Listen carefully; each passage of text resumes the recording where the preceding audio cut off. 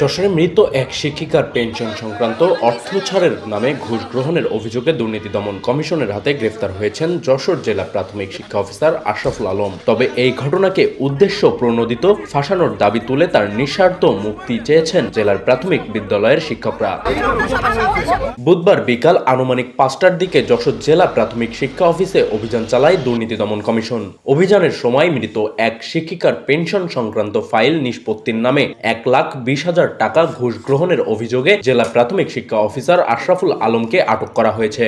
যে নুন নবী আলোচিত যে নুন নবীর কথা এখানে আসছে, নুন নবীও একজন সহকারী শিক্ষক, কিন্তু আমরা আজকে নুন নবীর পক্ষে না থেকে একজন কর্মকর্তা, আমাদের যিনি শিক্ষা পরিবারের যশোর জেলার প্রধান, আজকে আমরা তার এখান থেকে মুক্ত করার জন্য তাকে যে ফাঁসানো হয়েছে মিথ্যা মামলায়, আমরা চাই যে তার নিঃশর্ত মুক্তি এখান থেকেই দিতে হবে। তার নামে সমস্ত যে মামলা যদি ইতিমধ্যে দুদক করে থাকে সেটাও প্রত্যাহার করতে হবে। কিন্তু এই দীর্ঘ সময়ে কিন্তু তার যে ব্যাকগ্রাউন্ড, সেই ব্যাকগ্রাউন্ডে কিন্তু আপনারা কোনো রকম কালিমা দেখতে পাবেন না। এবং ইন্টারেস্টিংলি যার নামে এখন যে আমরা যে নুরুন নবী যে শিক্ষকের কথা বলছি, তিনি কিন্তু শাস্তি স্বরূপী সদরে এসেছিলেন এবং একদম মার্জিনাল এরিয়া একটি স্কুল জগন্নাথপুরে রয়েছেন এবং তার নামেই কিন্তু পূর্বে একাধিক আমাদের বিভাগীয় শাস্তির ব্যবস্থা ছিল। সুতরাং আমরা একটু স্বাভাবিকভাবে দেখলে বুঝতে পারবো যে একজন তার কর্মজীবনে অপরাধী আর একজন কিন্তু তার দীর্ঘ কর্মজীবনের ভিতরে সে অর্থে আমরা কোনো অপরাধ খুঁজে পাচ্ছি না। সুতরাং এখানে বোঝাই যায় যে আসলে কে প্রকৃত অপরাধী এবং কে আসলে একটা পরিকল্পনা মাফিক আমাদের স্যারকে ফাঁসিয়েছেন। ওই নুরুন নবী একজন খারাপ মানুষ, খারাপ শিক্ষক, সে ঠিকমতো স্কুল করে না। সে জিগরগাছা উপজেলায় চাকরি করা অবস্থায় তার বিরুদ্ধে শিশু যৌনানী হয়রানির মামলা ছিল। সেই মামলায় পানিশমেন্ট বিভাগীয় শাস্তি হিসেবে তাকে বদলি করা হয় যশোর সদর উপজেলার জগন্নাথপুর সরকারি প্রাথমিক বিদ্যালয়। শিক্ষকরা বলছেন স্যারকে উদ্দেশ্য করে ফাঁসানো হয়েছে। যিনি অভিযোগ করেছেন তার বিরুদ্ধে আগে শিশু নির্যাতনের মামলা ছিল। শাস্তি স্বরূপ তাকে জগন্নাথপুর সরকারি প্রাথমিক বিদ্যালয়ে বদলি করা হয়। ওই ঘটনার প্রতিশোধ হিসেবে আজকের এই ঘটনা। তদন্তের নামে যেন একজন সৎ কর্মকর্তাকে হয়রানি করা না হয়, সেটাই আমাদের দাবি। স্যারের বিষয়ে আমরা সবকিছু তুলে ধরেছি, ওনারা সবকিছু বুঝেছেন। স্যার বলেছেন যে আমরা বুঝতে পারছি যে বিভিন্ন কর্নার থেকে উনি যে একজন অনেস্ট অফিসার, এটা আমাদেরকে বলা হয়েছে এবং আমরা বিভিন্ন কর্নারে খোঁজ দিয়ে এটাই বুঝেছি যে উনি প্রকৃতপক্ষে সৎ। কিন্তু এটা হয়তোবা এটা হতে পারে যে বিভিন্ন সময়ে আমরা অনেক সৎ মানুষও অনেক রকম ট্রাফে পড়ে যাই, সেরকম একটা ঘটনা হতে পারে।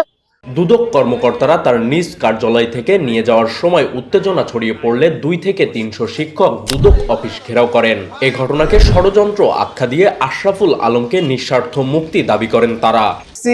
যশোর জেলায় একজন সৎ এবং নির্ভীক ন্যায়পরায়ণ একজন কর্মকর্তাকে মিথ্যা ষড়যন্ত্র দিয়ে ফাঁসানো হয়েছে। এর তীব্র নিন্দা ও প্রতিবাদ জানাতে এবং স্যারের নিঃশর্ত মুক্ত করতে আমরা যশোর জেলার সমস্ত শিক্ষা কর্মকর্তা এখানে জড়ো হয়েছে এবং আমরা এই স্যারের এই মুক্তির আগ পর্যন্ত আমরা আন্দোলন চালিয়ে যাব।